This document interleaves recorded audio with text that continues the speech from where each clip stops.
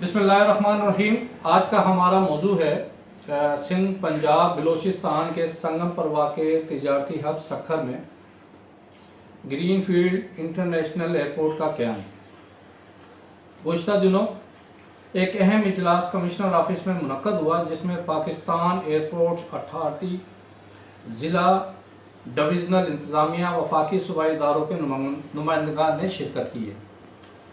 ایک اندازے کے مطابق تقریباً 100 ارب روپے کی لاگت سے تیار ہونے والے بین الاقوامی ایئرپورٹ کے لیے تقریباً 5000 ایکڑ رقبے کی تلاش جاری ہے، اور ابتدائی سروے کے اندر سکھر جو ہے، جو تجارتی ہب ہے، یہاں پہ ٹورزم ہو، تجارت کے فروغ کے لیے اس میں اہم پیش رفت ہوئی ہے۔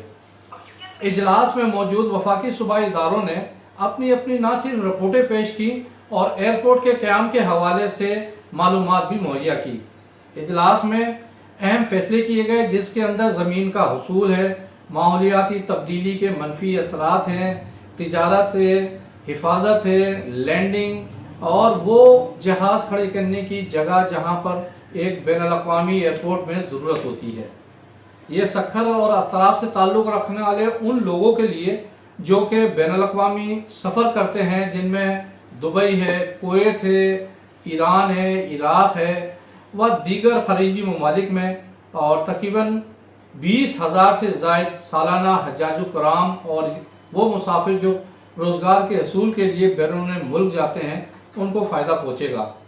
اور ابھی سروے جاری ہے اور آئندہ 2 ماہ میں اس تمام صورتحال کو مکمل کر لیا جائے گا کہ ایئرپورٹ کس جگہ بننا ہے اور اس کی کیا معیار ہوگا اور کتنے عرصے میں بنے گا۔